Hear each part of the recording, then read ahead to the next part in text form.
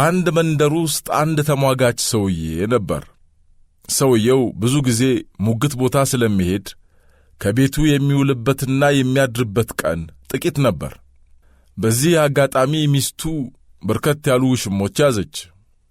አንድ ቀን ባሏ ለሙግት ሩቅ ቦታ ሄዶ ሳል ከውሽሞቹ አንዱ ከቤት ይመጣል። እርሱ ቤት እያለም ሌላው ውሽማ ይመጣል። መጀመሪያ የመጣው የሴትዮዋ ባል የመጣ መስሎት ሮጦ ቆጥ ላይ ይደበቃል። እሷ ከሁለተኛው ውሽማዋ ጋር እያወራች ሳልገና ሦስተኛው በር አንኳኳ። በዚህ የተደናገጠው ሁለተኛው ዘሎ አልጋ ስር ይገባል።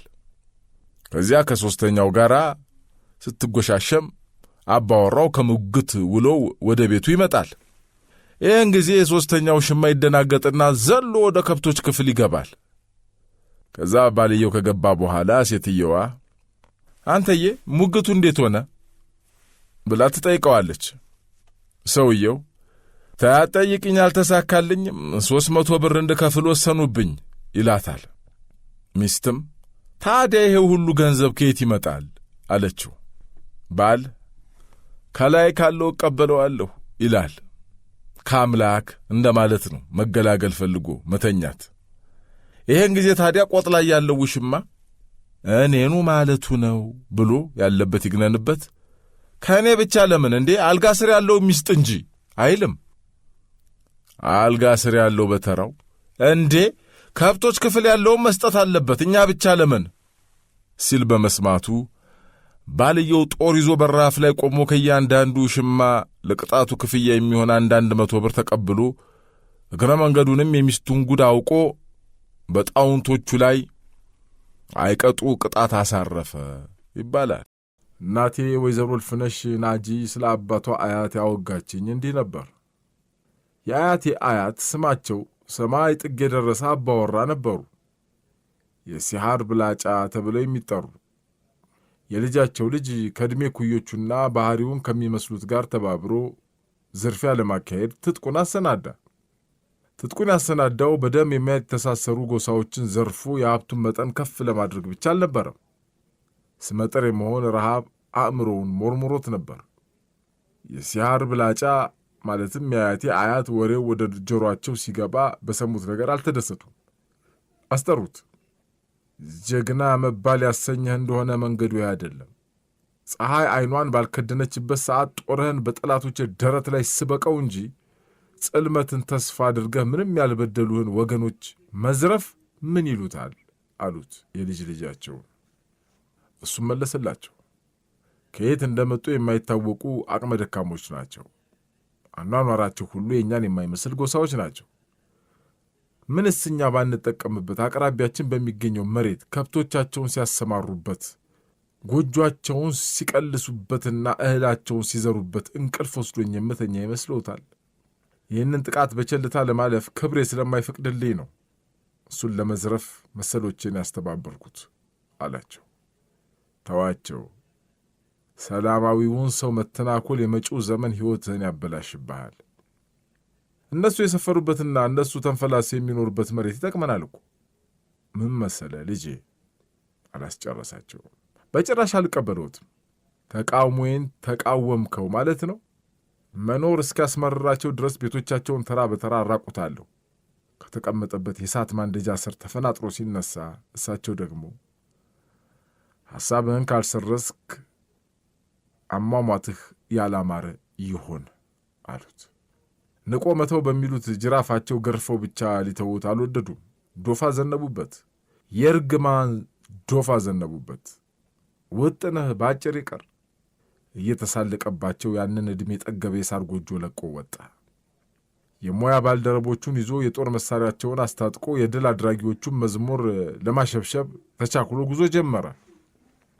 እሱና ጓደኞቹ በሥጋ ያልተዛመዷቸውንና በደም ያልተሳሰሯቸውን ጎሳዎች ለማጥቃት ክንዶቻቸውን አበረቱ። በሀብት የደረጀውን ቤት ሰርስረው ገቡ። ባልየውን ተኝቶበት በነበረው ሰሌን እንደ ሬሳ ግንዘት አድርገው ሸፋፈኑት። እመቤቲቱንም እንዲሁ።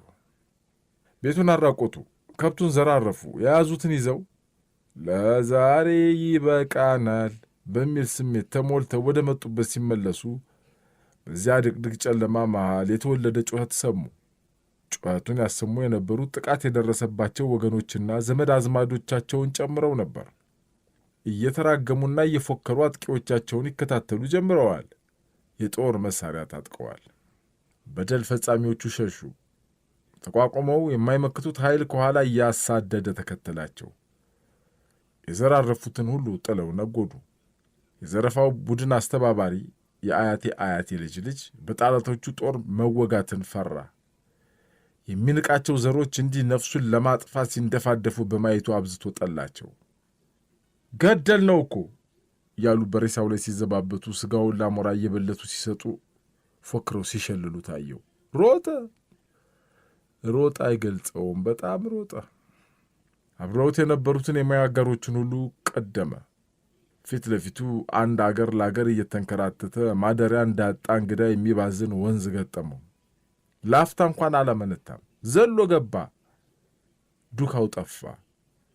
ጠላቶቹ ደነገጡ። ከመካከላቸው አንዱ ዋና ይችል ነበርና ያንን ዘራፊ ይዞ ለመውጣት ወደ ወንዙ ጠለቀ። የጠለቀው ሰው ተፈላጊውን ሰው በቁጥጥር ስር አዋለው። ከውሃ ይዞት ቢወጣም የዘራፊውን ነፍስ ከስጋዋ ጋር ተጣልታ ነበር። አድራሻውን አጠያይቀው ወደ ትውልድ ቀዬው ወሰዱት። ወሬው እግር አብቅሎ ፈረጠጠ። ሰፈር መንደርተኛውም የድንጋጤ ቤት ሆነ። እየየው በዛ።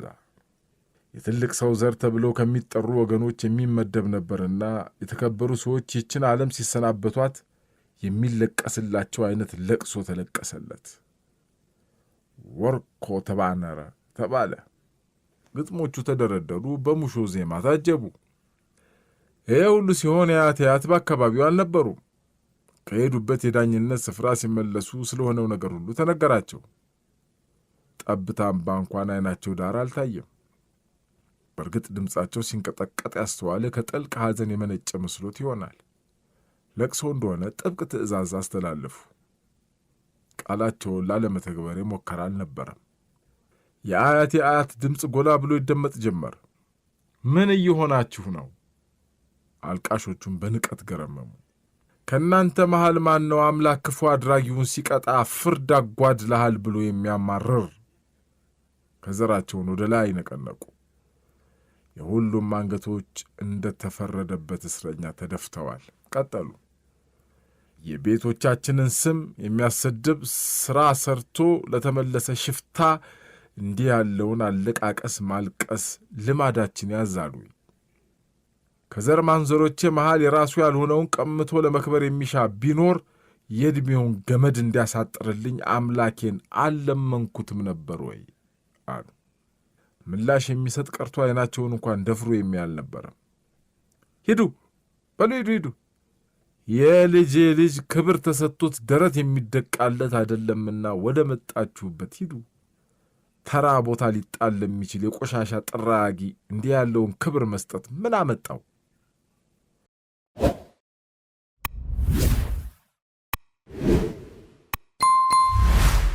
የጓዳ ባሪያና የመስክ ባሪያ ፍቅፋቂ ከተሰኘው የሕይወት ምሻው መጽሐፍ ላይ። ይህ ጽሑፍ ከመጠነኛ ጭማሪና ቅናሽ በስተቀር ታዋቂው የጥቁር አሜሪካውያን መብት ተሟጋች ማልኮም ኤክስ በአንድ ወቅት ያደረገው ንግግር ትርጉም ነው ሊባል ይችላል። ማልኮም ኤክስ በ39 ዓመቱ በሰው እጅ ተገድሎ ከሞተ 52 ዓመታት አልፈዋል። በዚህ ንግግር ውስጥ ያለው ምሳሌ ግን ዛሬም ድረስ አለ። እንግዲህ ባስከፊው የባሪያ ንግድ ዘመን ከአፍሪካ እንደ ከብት እየተነዱ ወደ አሜሪካ ተወስደው በጥጥ እርሻ ላይ የተሰማሩ ባሪያዎች ነበሩ። ባሪያዎች ሁሉ ግን አንድ አይነት አልነበሩም።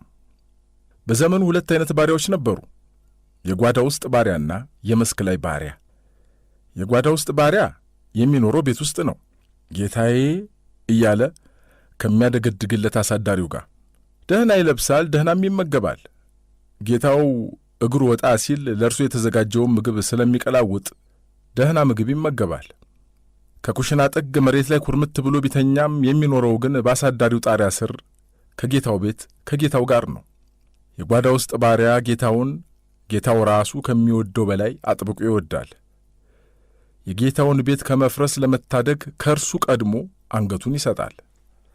ጌታው እዩትማ ይህን ቤታችንን ግሩም ነው አደል ብሎ የጠየቀ እንደሆነ ፈጠን ብሎ እንዴታ ይሄ ቤታችንማ እጅግ ግሩም ነው ብሎ ያሽቃብጣል። የጓዳ ውስጥ ባሪያ ሁነኛ መለያውም ይሄው ነው።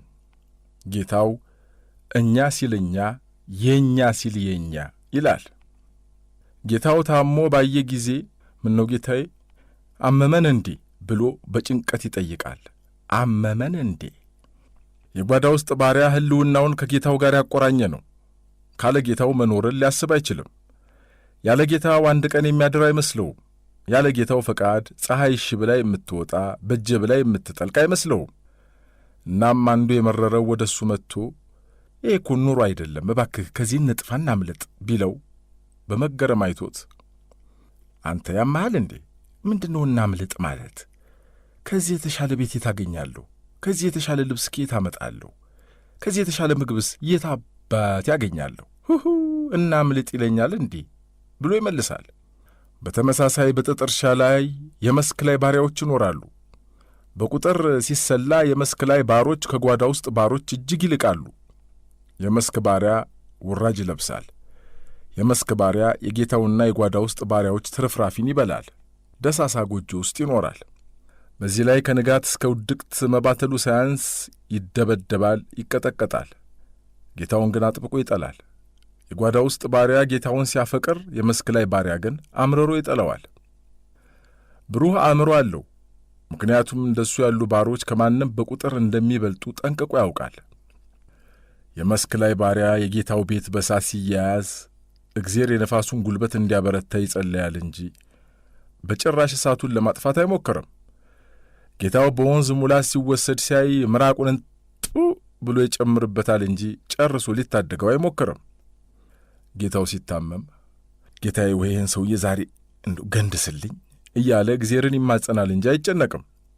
የመስክ ላይ ባሪያን ማንም ሰው መጥቶ ከዚህ ቦታ እንጥፋ እባክህ ከዚህ ኑሮ እናምልጥ ቢለው ፈጠን ብሎ እሺ እንሂድ እናምልጥ፣ ከዚህ የማይሻል ቦታ የለም ይላል እንጂ ፈጽሞ አያንገራግርም።